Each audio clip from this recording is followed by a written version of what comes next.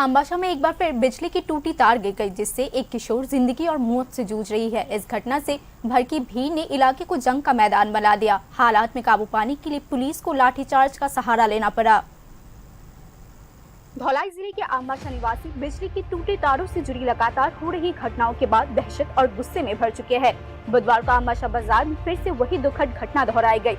13 साल की रेशमी मोदक बिजली के चालू तार के संपर्क में आने से बुरी तरीके से झुलस गई और इस वक्त जिंदगी और मौत से जूझ रही है।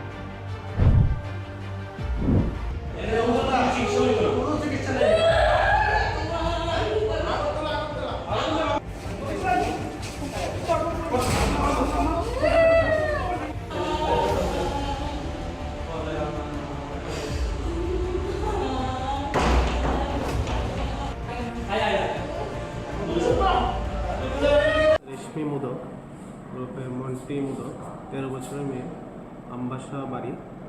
আম্বাসাতে থেকে আমাদের পুরাই হসপিটাল ইমার্জেন্সিতে আসে।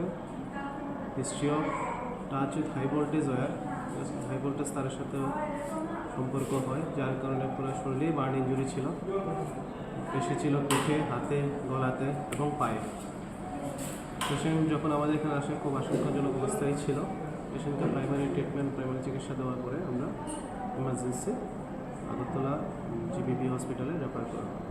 কি বুঝছেন মানে কি মানে কতটুকু মানে পেশেন্টের কন্ডিশন খুবই সিরিয়াস। আমাদের এখানে যাতায়াত করা সম্ভব সবগুলি করা হয়েছে, বাকি জিবি হসপিটালে বেটার চিকিৎসার জন্য আমরা রেফার করে দিই। ऐसी बार बार होने वाली घटनाओं के बावजूद बिजली विभाग क्यों सोई हुई है? किसकी लापरवाही आम नागरिकों की जान को बार बार खतरे में डाल रही है? इसी गुस्से से भड़क कर स्थानीय लोग विरोध प्रदर्शन पर उतर आए। बिजली विभाग के खिलाफ अपना गुस्सा निकालते हुए उन्होंने जोर शोर से प्रदर्शन किया। हालात संभालने के लिए पुलिस मौके पर पहुंची, लेकिन उन्हें भी गुस्साई भीड़ के कहर का सामना करना पड़ा।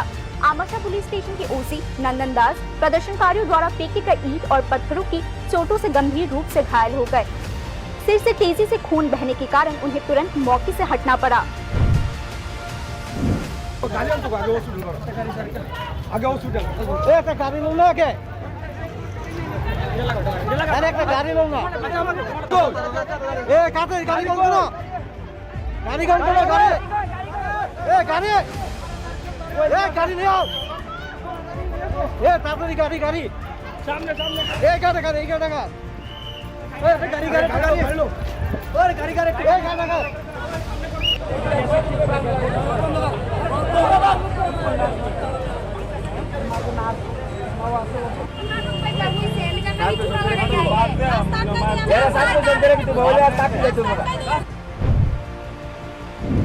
जब हालात और भी बिगड़ने का खतरा पैदा हो गया तो पुलिस को प्रदर्शनकारियों को तितर बितर करने के लिए लाठीचार्ज का सहारा लेना पड़ा। पल भर में पूरा इलाका जंग का मैदान बन गया।